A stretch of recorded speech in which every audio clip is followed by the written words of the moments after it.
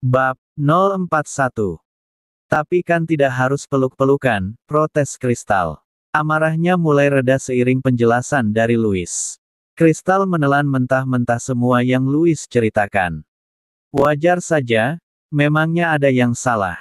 Aku juga memeluk Via. Memangnya kenapa? Kami tidak ada hubungan apa-apa. Tapi wajar saja bila kita ingin memberi ketenangan bagi seseorang. Bukan, ucap Louis dengan santainya. Kau berpelukan dengan Via, Kristal menaikkan intonasi suaranya. Kenapa? Cemburu ya? Louis menjentikkan jarinya ke dagu Kristal. Jangan sembarang bicara, Kristal berkilah dengan perasaannya sendiri. Entah timbul rasa tidak suka saat mendengar Louis memeluk wanita lain. Sini, biar ku peluk, Louis sudah mendekat seraya merentangkan tangannya. Tetap di sana, atau ku perintahkan penjaga untuk mengusirmu, ancam Kristal. Louis menghentikan aksinya dan kembali duduk dengan tenang di samping Kristal. Aku masih belum mempercayai kata-katamu, ucap Kristal dengan tenang namun terdengar menuntut. Hah, Louis menghela nafas panjang. Ia bingung cerita apa lagi yang harus ia karang untuk membuat Kristal percaya dengan ucapannya dan tidak lagi mencurigai Via. Kau sedang berbohong, kan? Ucap Kristal menoleh perlahan ke arah Louis dengan wajah seram. Demi untuk melindungi Via, kau mengarang cerita itu, kan? Tambahnya lagi yang kini sudah menampakkan jelas wajah seramnya. Heh, Louis menatap Kristal ngeri. Hahaha, hahaha. Apa begitu ketahuan? Sebenarnya dalam hati Louis sedang menjerit kebingungan karena Kristal telah menebak dengan benar. Tentu saja, itu tidak benar, kini Louis berpura-pura memasang wajah serius. Dan yang perlu kau tahu, Via sudah memiliki kekasih. Bahkan Presdir Zidane yang terhormat itu tidak ada apa-apanya. Kekasih Via adalah seorang pria asing yang kaya raya, entah kalimat dari mana Louis mendapatkan ide itu dan melontarkannya tiba-tiba. Benarkah? Kristal menatap Louis awas. Kemudian ia menatap lurus ke depan sambil tersenyum senang. Saat Kristal tak melihat ke arahnya, Louis merutuki dirinya sendiri karena begitu bodoh mengucapkan kalimat-kalimat itu tanpa berpikir dulu. Jika Kristal iri lagi pada Via bagaimana? Hah, entahlah. Bagaimana nanti saja, gumamnya dalam hati. Target baru, kah? Seseorang yang lebih kaya dari Presdir Zidane, ucap Kristal dalam hati. Benarkah dia lebih kaya dari Presdir Zidane? Tanya Kristal dengan mata berbinar. Hah, tepatkan dugaanku, batin Louis. Louis menepuk keningnya seraya menghembuskan nafasnya kasar. Kenapa? Kau mau berpindah haluan sekarang? Setelah ayahmu mencelakai pamanmu. Setelah kau melihat Via hancur seperti saat ini. Sekarang kau ingin berpindah haluan dengan mudahnya setelah semua yang telah kalian lakukan, Louis menatap Kristal geram. Ia mencondongkan tubuhnya ke arah Kristal dengan aura yang begitu mendominasi. Tatapannya berubah seram dan tubuhnya diliputi aura dingin. Kristal tak pernah melihat Louis dalam tampilan yang seperti ini. Ia meringkuk ngeri menatap ke arah Louis. Memangnya kenapa? Apa masalahnya denganmu?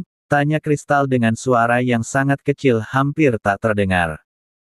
Kristal, bentak Louis yang salah satu tangan Louis memukul meja dengan keras. Matanya sudah diliputi amarah. Sedangkan Kristal, ia begitu terkejut hingga tubuhnya pun tersentak kaget. Louis, panggil Kristal lemah. Louis memegang kedua pundak Kristal dengan kuat bahkan hingga meremasnya. Kristal, apakah kau membutakan matamu atau kau telah menulikan telingamu untukku? Bertahun-tahun aku mengejarmu, apakah kau tahu itu? Tentu saja kau tahu, karena aku selalu membuntuti dirimu. Kemanapun langkahmu selalu ada aku di sana. Kau adalah aktris nomor 1 di negara ini, maka dari itu aku juga berusaha keras untuk menjadi aktor nomor 1 di negara ini. Aku selalu berusaha mensejajarkan diriku denganmu. Aku ingin kau melihatku, Kristal. Aku selalu bersabar dengan hanya mencintaimu, itu kupikir cukup. Namun ternyata keserakahanmu benar-benar membuatku kecewa. Louis melepaskan tangannya dari pundak Kristal dan menatapnya nanar. Hentikan Kristal. Kumohon hentikan semua keserakahan keluarga kalian. Via sudah sangat menderita. Sejak dulu, ia selalu mengalah padamu. Apa itu belum cukup? Louis melangkah mundur namun tubuhnya masih menghadap ke arah Kristal. Dan aku akan berhenti mengejarmu. Kristal, Louis berlalu pergi begitu saja tanpa menoleh lagi ke belakang. Tangan Kristal terulur ke udara tanpa sadar ia ingin memanggil Louis untuk kembali. Namun mulutnya terasa kaku. Tak ada sepatah kata pun yang keluar dari sana. Kristal masih menatap ruang hampa tepat di mana Louis menghilang barusan.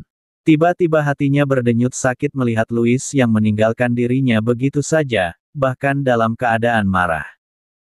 Dan aku akan berhenti mengejarmu, Kristal. Kalimat itu terngiang di dalam benak Kristal. Kalimat yang tiba-tiba membuatnya tidak rela dan dadanya terasa sesak. Bulir-bulir kristal bening mengalir dari pipinya tanpa terasa. Ia menyentuh air matanya seraya tersenyum penuh ironi. Heh, apa ini? Ucapnya seraya menatap air mata yang berada di ujung jarinya. Kemudian ia tertawa dan menangis secara bersamaan. Ia menatap bayangan dirinya di meja makan dengan penuh ironi.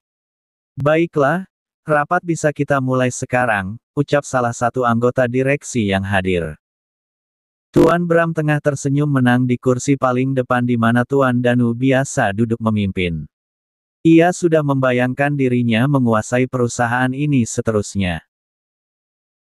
Sehubungan dengan kesehatan Tuan Danu Narendra yang belum dapat diprediksi dan dengan hadirnya Tuan Bramantio Narendra sebagai salah satu pemegang saham terbanyak di perusahaan ini, maka kita resmikan Tuan Bramantio Narendra sebagai Presiden Direktur yang baru dari Narendra Group seperti yang sebelumnya telah kita sepakati. Mari kita sambut Tuan Bramantio Narendra untuk memberi sambutannya, ucap salah satu perwakilan direksi yang tentu berpihak kepadanya. Selamat pagi semuanya. Terima kasih atas kepercayaan yang telah Anda sekalian berikan kepada saya untuk memimpin perusahaan ini kembali. Saya berjanji akan terus memajukan perusahaan ini seperti sebelumnya, ucapnya ramah seraya memasang senyum indahnya. Ceh, maju apa? Sebelumnya dia malah hampir membuat perusahaan ini bangkrut, batin salah satu anggota rapat yang kontra terhadapnya. Sebuah tepukan tangan terdengar dari arah pintu ruang rapat. Via datang bersamaan dengan Tuan Raymond di belakangnya. Beberapa anggota rapat saling berbisik akibat kedatangan Via yang begitu mendadak. Selamat, Paman. Kau sudah menjadi Presiden Direktur Narendra Group. Via berakting ramah dan menghambur ke arah Tuan Bram. Tetapi saat sedang memeluk pamannya wajah Via berubah garang. Tuan Bram sejenak tertegun oleh kedatangan keponakannya yang sangat tiba-tiba. Tapi cepat-cepat ia mengendalikan dirinya dan membalas pelukan Via. Mereka saling tersenyum setelah melepas pelukan mereka. Topeng senyum yang mereka pasang pada wajah masing-masing. Ah ya, terima kasih keponakanku. Tapi, ada maksud apakah kedatangan keponakanku ini? Bukankah kau seharusnya sedang sibuk mengurusi ayahmu yang sedang tak sadarkan diri? Sekilas Tuan Bram memasang senyum liciknya. Ah, ya, aku hampir lupa. Via berjalan ke tengah meja dan memposisikan dirinya sebagai pemimpin di sana. Tuan Raymond, silahkan jelaskan maksud kedatanganku ke sini, ucap Via dengan wajah yang sangat tenang. Namun sebenarnya saat ini ia tengah hififihah menyembunyikan rasa gugupnya dengan mencengkram erat pinggiran meja di sana. Berdasarkan surat kuasa yang telah disetujui dan ditandatangani oleh Tuan Danu Narendra sendiri, maka saham miliknya sebesar 20% akan diserahkan kepada putrinya, Nona Davia. Dan sehubungan dengan itu maka Nona Via berhak untuk menjabat salah satu posisi direktur di perusahaan ini. Dan setiap pergerakan perusahaan, Nona Via berhak untuk ikut campur di dalamnya. Tuan Raymond menutup mapnya yang berisi surat kuasa dari Tuan Danu. Dan kebetulan posisi Direktur Keuangan sedang kosong. Paman pasti akan berbaik hati memberikan posisi itu padaku, bukan? Ucap Via tenang dengan sedikit senyum mengejek yang ia keluarkan. Sial, jika dia menempati posisi itu, maka pergerakanku akan dimonitor olehnya. Tapi jika aku tidak memberikannya, maka mereka yang hadir akan berpikir negatif tentangku. Haish, dasar bocah, mengganggu rencanaku saja, Tuan Bram kesal dalam batinnya. Tok, tok, tok, suara berasal pintu ruangan itu. Permisi, Tuan. Seorang tamu yang menyatakan dirinya adalah salah satu pemegang saham datang dan ingin bergabung dalam rapat ini, ucap seorang sekretaris yang baru saja masuk ke dalam ruang rapat. Biarkan dia masuk, ucap Tuan Bram dingin. Silahkan Tuan, sekretaris itu menghela tangannya untuk mempersilahkan seseorang masuk. Sepasang kaki jenjang melangkah ke dalam ruangan itu. Seorang pria tampan dengan rambut coklat disisir klimis ke belakang. Alisnya tebal yang berwarna senada juga bulu-bulu halus yang tumbuh di sekitar rahangnya, membuatnya nampak begitu maskulin. Pria berkumis itu mempunyai tahi lalat kecil di bawah mata, menambah kesan manis bagi wajahnya. Pria itu menggunakan kemeja bermotif dan setelan jas dan celana panjang berwarna maron. Dia melangkah ke dalam ruangan layaknya seorang model yang berjalan di catwalk. Tak lupa ia mengumbar senyumnya kepada seluruh hadirin yang sedang tertegun menatap kedatangannya. Termasuk Via. Good morning, everybody, sapa pria tampan itu kepada semuanya. Hey, lady, sapanya pada Via. Hai, Via tersenyum canggung menatap ke arahnya.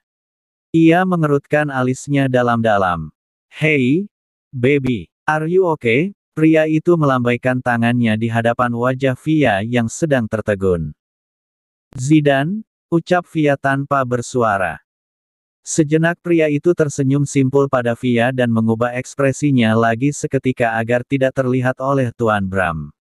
Tapi Via sudah menangkap sinyal dari pria itu, Zidane. Hey, Nona, apakah kita pernah bertemu sebelumnya? Tanya Zidane ramah pada Via seolah-olah belum mengenalnya. Maaf saya tidak mengingatnya, jawab Via asal. Masalahnya ia belum mengetahui permainan apa yang akan Zidane mainkan saat ini. Jadi dia hanya bisa menjawab sekenanya. Dan lagi, ia juga berpikir supaya pamannya yang licik itu tidak mencurigai mereka saat ini. Baiklah lupakan, ucap Zidane begitu saja. Lalu ia melangkah menghampiri Tuan Bram. Tuan Bram perkenalkan, saya adalah Bastian Adelard. Presiden Direktur dari Azil Corporation, 30% saham di perusahaanmu adalah milikku, ucap Bastian alias Zidane dengan riang. Ia mengulurkan tangannya menanti Tuan Bram untuk menjabat tangannya. Tak lupa ia mengulas senyumnya yang menawan, berusaha tampil seramah mungkin. Azil Corporation, Tuan Bram menjabat tangan Bastian alias Zidane dengan wajah penuh selidik. Pasalnya baru kali ini ia mendengar nama perusahaan itu. Kenapa? Sepertinya Tuan Bram belum pernah mendengar nama perusahaanku ya. Baiklah kalau begitu biar ku jelaskan. Azil Corporation merupakan salah satu perusahaan terbesar di negara Kupe. Bastian melepaskan tangannya dari tangan Tuan Bram. Kemudian ia memasukkan kedua tangannya ke dalam saku celana dan bergaya santai sambil menjelaskan siapa dirinya. Beberapa anggota rapat saling berbisik membicarakan Bastian alias Zidane itu. Berarti Tuan Bastian.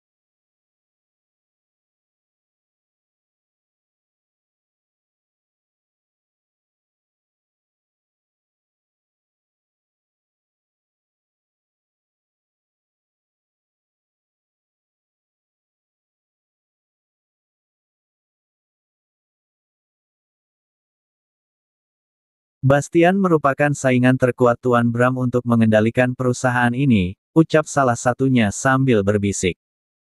Mari kita lihat, kemana Tuan Bastian akan berpihak.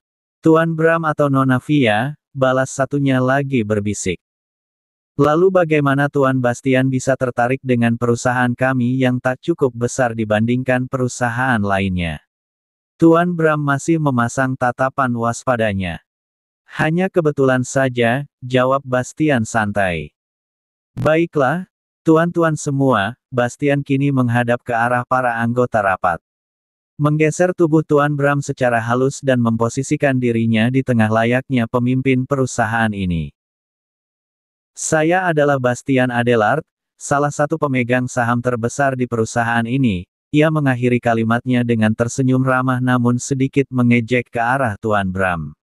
Bastian alias Zidane menyatakan bahwa ia juga mempunyai hak untuk andil dalam mengatur perusahaan ini. Sedikit banyaknya ia menampakkan suasana perang yang tak kasat mata. Mari kita lanjutkan rapatnya. Aku ingin mengetahui sejauh mana perusahaan ini berkembang. Bastian melangkah begitu saja dan mendudukkan dirinya di kursi kosong paling ujung ruangan itu. Tuan Bram dan Fia masih terdiam menatap Bastian melangkah dengan pikirannya masing-masing. Tuan Bram sedang berpikir bahwa kini satu orang yang muncul, entah ia sebagai lawannya ataupun sebagai kawannya. Ia belum mengetahui kepada siapa orang itu berpihak. Jika memang berpihak kepadanya, maka sudah menang secara mutlak ia mengendalikan perusahaan ini. Tetapi jika orang itu berpihak pada Fia, maka kalah telak dirinya mungkin. Ia menatap punggung Bastian sambil menyipitkan matanya. Dalam hati Fia sudah bertanya-tanya, apa yang sebelumnya sedang Zidane rencanakan. Sebelumnya ia mengatakan bahwa tak dapat datang pada rapat kali ini. Lalu tiba-tiba ia muncul dengan dandanan aneh seperti sekarang. Dan lagi cara bicaranya yang sangat lain dari biasanya. Tidak seperti Zidane yang biasanya dingin dan berwibawa saat sedang bekerja.